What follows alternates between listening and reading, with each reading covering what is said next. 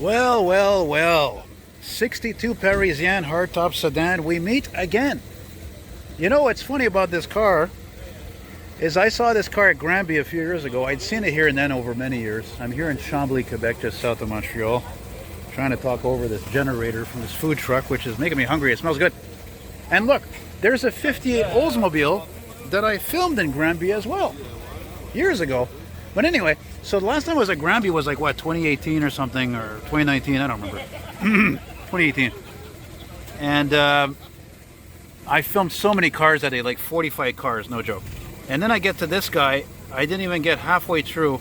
I'm at the end like that and the battery dies, and it was my second battery. So it's really cool to see this car again. I'm sure it's not from Montreal.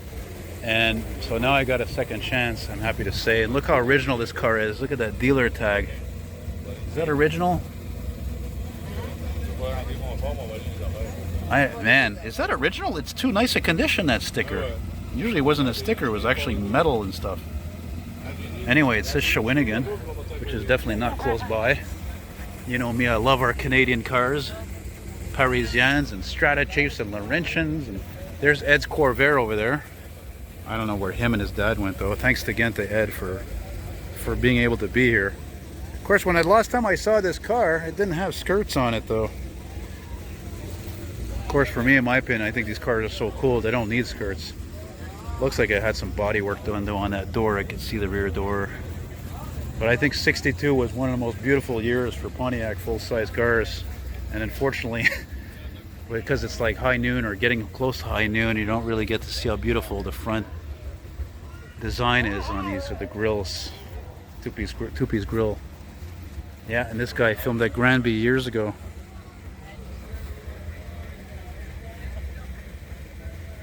I've only ever seen two 62 Pontiac Parisienne four-door hardtops, you know, because after all, I am only 46, eh?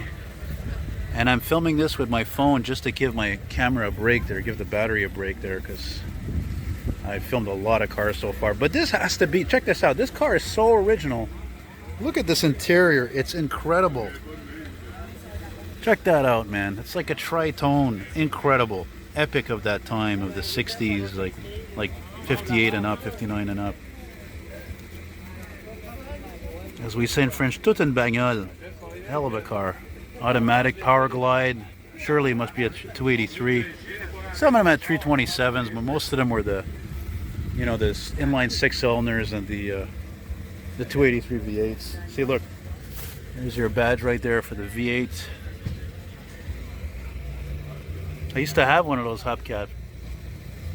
Yeah, this car doesn't have much mileage on it, that's for sure. You know, a lot of the baby boomers I talk to, I tell them how lucky they are. They had lived through this era, this incredible era for music and cars and technology and thinking. And today it's pretty much all turned to crap, you know?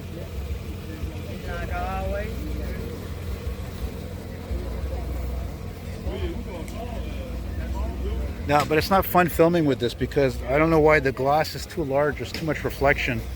So, but it's handy. It's handy to have, nevertheless, to do this. You know, sometimes.